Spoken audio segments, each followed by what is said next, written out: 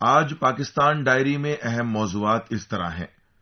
بلاول بھٹو کی نظر میں نیب پاکستان کا سیاہ قانون، نواز شریف کو واپس لانے کے لیے عمران حکومت برطانوی حکومت سے رابطہ کرے گی، خواتین کے مارچ کو تحفظ فراہم کرنے کا پی پی پی کا مطالبہ، مہنگائی اور بڑھے گی، اسٹیٹ بینک کے گورنر کا انتباہ، کورونا وائرس کا خوف برقرار، سندھ کے تمام تعلیمی ادارے بند، اور ڈان اور جنگ کے اشتہارات کیے جائیں بحال، صحافی کمیٹی کی مانگ۔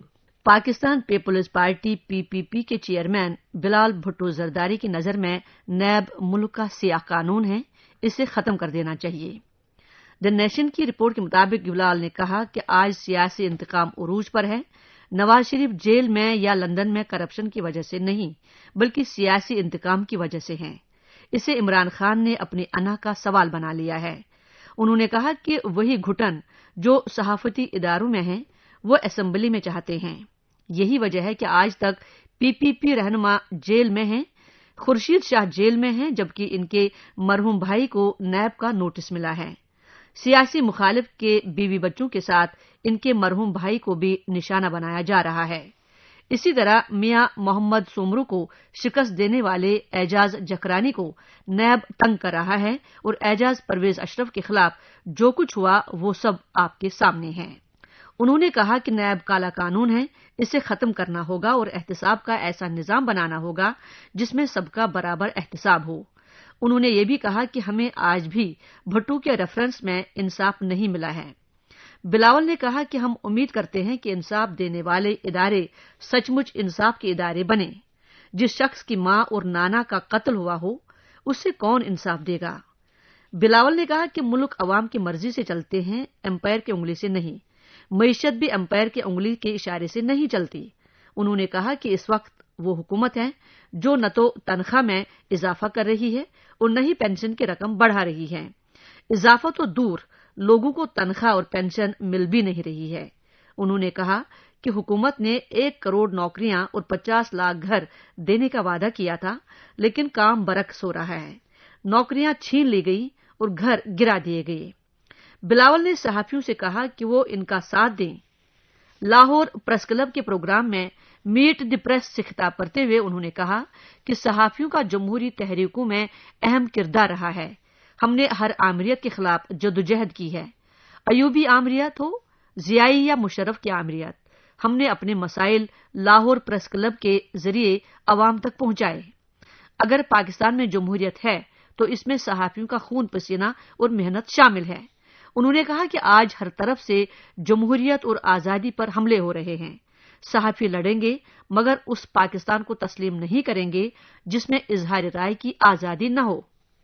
بلاول نے کہا کہ پاکستان میں آئی ایم ایف کے نمائندے آ کر آئی ایم ایف کے نمائندوں سے بات کرتے ہیں، یہ نہ صرف غلط کر رہے ہیں بلکہ غلط راستہ ہی اختیار کیے ہوئے ہیں۔ صرف نیب اور ایف آئی اے کا ڈنڈا نہیں چلتا، لوگوں سے بات کریں، سب چور یا ڈاکو نہیں ہیں بلکہ ملک کا ٹیکس نظام کرپٹ ہے، اس میں اصلاح کی ضرورت ہے۔ انہوں نے کہا کہ ٹیکس کم کر کے عوام کا اعتماد حاصل کرنا چاہیے۔ اس درمیان احتساب عدالت نے بلال بھٹو کے والد اور سابق صدر آصف علی زرداری کے گھر پر قبضے کی منظوری دے دی ہے۔ نیب نے سابق صدر کے کلفٹن والے گھر کو گزشتہ 12 فروری کو منجمد کیا تھا، جس میں کنفرمیشن کی درخواست عدالت میں داخل کی تھی۔ نیب پروسیکیوٹر کے مطابق گھر کی خریداری کے لیے پیسے جوائنٹ اکاؤنٹ کے ذریعے دیے گئے تھے۔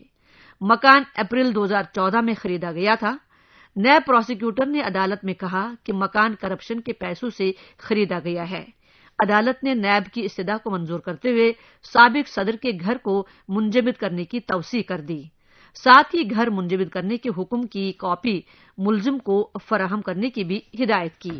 ایک طرف جہاں پاکستان مسلم لیگ نواز پی ایم ایل این آسمان چھوتی مہنگائی پر عمران خان کی قیادت والی پاکستان تحریک انصاف حکومت کو مسلسل گھیر رہی ہے، وہیں دوسری طرف پی ٹی آئی حکومت نے پاکستان کے سابق وزیر اعظم اور P M L N leader Nawaz Sharif کو پھر سے جیل میں ڈالنے کے لیے اپنی سرگرمیاں تیز کر دی ہیں۔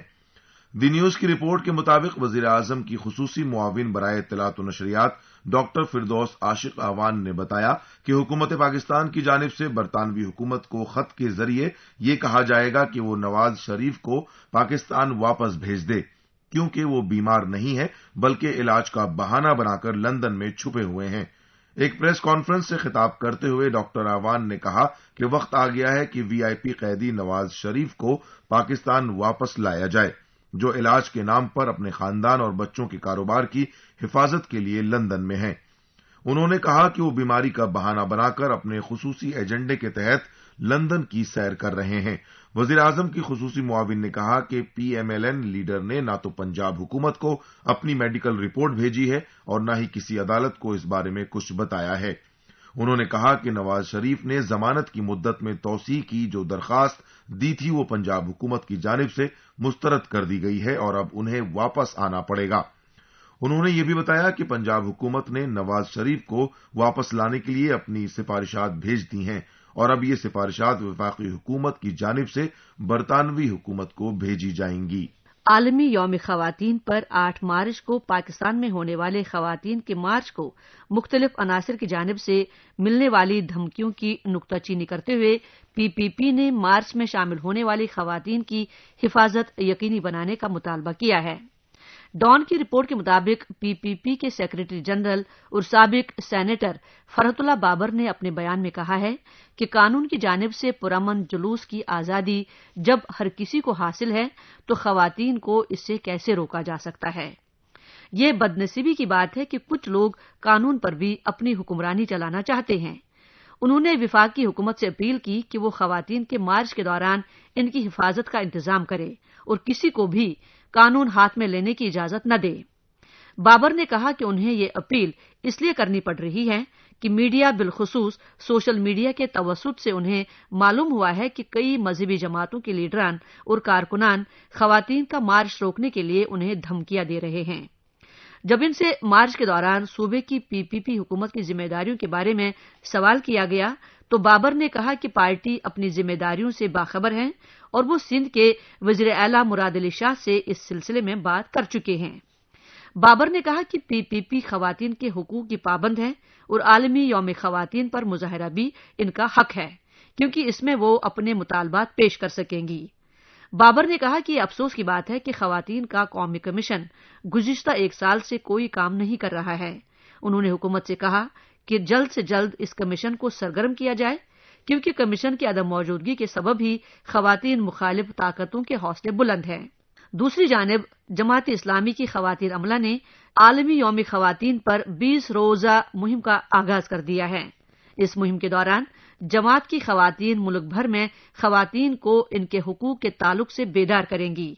जमात इस्लामी की डिप्टी सेक्रेटरी जनरल और साबिक कौमी असम्बली मेंबर आयशा सैयद, जमात इस्लामी ख़वातीन विंग की डिप्टी सेक्रेटरी सकीना शाहिद और जमात इस्लामी शुमाली पंजाब की नाज़मा ने ऐलान किया है कि वह ख़वातीन के हुकूक की हिफाजत के लिए 20 रोज़ा मुहिम के दौरान आलमी यौम ख़वातीन को मुस्लिम ख़वातीन के वक़ार के तौर पर मनाएंगी।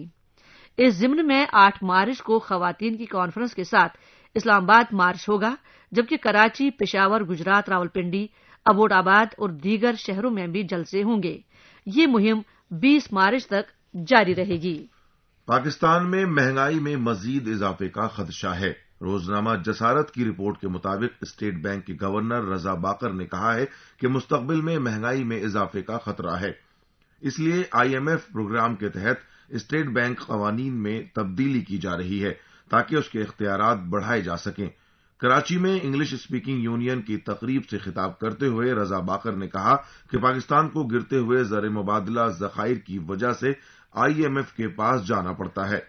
उन्होंने कहा कि ज़र मुबादला के मुस्तहकम ज़खायर माशी खुद मुख्तारी और आज़ादी फराहम करते हैं, इसलिए उस पर तवज्जो दी जा रही है और हमें मुश्किल फैसले करने पड़ रहे हैं। उन्होंने कहा कि हुकूमत की स्टेट बैंक से कर्ज लेने की रिवायत को खत्म किया जाएगा, इससे स्ट्रक्चरल वजह खत्म हो जाएगी। उन्होंने कहा कि साइबर क्राइम भी एक अहम मसला है, इसलिए उस पर भी तवज्जो दी जा रही है। बाकर ने कहा कि स्टेट बैंक ने पॉलिसी बनाई है कि तमाम सख्त फैसले एक ही बार लिए जाएं, क्योंकि किस्तों में फैसला करना गलत होता है। پاکستان میں کورونا وائرس نے ہنگامہ برپا کر دیا ہے۔ 2 معاملے سامنے آنے کے بعد جہاں پورے ملک میں یہ وبا بحث کا موضوع بنی ہوئی ہے، وہیں سندھ حکومت نے تمام تعلیمی ادارے 13 مارچ تک بند کر دیے ہیں۔ ڈیلی ٹائمز کی رپورٹ کے مطابق کورونا وائرس کے جائزے کے لیے تشکیل کمیٹی کی 4تھی میٹنگ کی صدارت کے بعد صوبے کے وزیر اعلیٰ مراد علی شاہ نے صوبے کے تعلیمی اداروں کو بند کرنے کا اعلان کیا ہے۔ میٹنگ کے دوران وزیر اعلیٰ کو بتایا گیا کہ کورونا وائرس کا معاملہ سامنے آنے کے بعد ایران سے 783 مسافر کراچی آئے ہیں، جبکہ 13,098 مسافر تفتان آئے ہیں۔ واضح ہو کہ گزشتہ 26 فروری کو ایران سے کراچی آنے والے مسافر کو کورونا وائرس کا شکار پایا گیا تھا۔ یہ پہلا کیس تھا۔ دوسرا کیس اسلام آباد میں سامنے آیا تھا۔ 13 مارچ تک تعلیمی اداروں کو اس لیے بند رکھا گیا ہے تاکہ بچوں اور ان کے رشتہ داروں سے مل کر یہ پتہ لگایا جائے کہ کتنے لوگ ایران سے آ رہے ہیں۔ میٹنگ میں یہ بھی بتایا گیا کہ 6 مشتبہ افراد کے سیمپل جانچ کے لیے بھیج دیے گئے ہیں۔ یہ لوگ خیبرپور، جیکب آباد، ٹانڈو جیم اور کراچی ساؤتھ سے تعلق رکھتے ہیں۔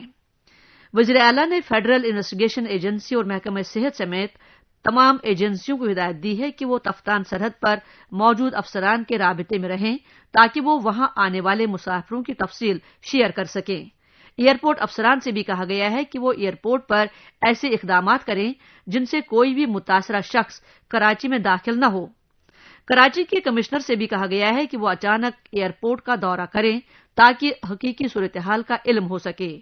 اس درمیان پاکستان اور ایران کے درمیان موجود تفتان سرحد عارضی طور پر کھولے جانے کے بعد 8 دنوں کے لیے پھر سے بند کر دی گئی ہے۔ پاکستان میں صحافیوں کے تحفظ کی کمیٹی نے ڈان اور جنگ اخبار کی حمایت کرتے ہوئے کہا ہے کہ پاکستانی افسران دونوں اخبارات کے اشتہارات کی معطلی فوراً واپس لیں اور ادارتی نقطۂ نظر پر توجہ دیے بغیر اشتہارات جاری کریں۔ ڈان کی رپورٹ کے مطابق ملک کی وفاقی حکومت نیز خیبر پختونخوا اور پنجاب کی صوبائی حکومتوں نے دونوں آزاد میڈیا گروپوں کے لیے گزشتہ جنوری سے پلیسنگ ایڈورٹائزمنٹ کی اشاعت معطل کر دی ہے۔ پبلشروں کی تنظیم آل پاکستان نیوز پیپر سوسائٹی نے بھی اس کی حمایت کی ہے۔ قابل ذکر ہے کہ ڈان میڈیا گروپ کی جانب سے چھیننے والا ڈان پاکستان کا مشہور انگریزی اخبار ہے۔ ڈان نیوز چینل بھی اسی گروپ کا ہے۔ جنگ میڈیا گروپ کا اپنا ٹی وی نیوز چینل ہے۔ اس کے علاوہ اردو زبان کا جیو نیوز اور مختلف مشہور اخبار بشمول اردو ڈیلی جنگ اور انگریزی نیوز انٹرنیشنل بھی اسی گروپ کے ہیں۔ حکومت پاکستان نے 2 مشہور اور آزاد اداروں کے اشتہارات یہ کہہ کر بند کر دیے ہیں کہ دونوں گروپ گمراہ کن جھوٹی خبریں شائع کرتے ہیں۔ وزیر اعظم عمران خان نے خود ان اداروں پر غلط اور گمراہ کن خبریں شائع کرنے کا الزام لگایا تھا۔ ایک بیان میں انہوں نے کہا تھا کہ ان کے حالیہ چین دورے کے تعلق سے ان گروپوں نے گمراہ کن رپورٹ شائع کی تھی۔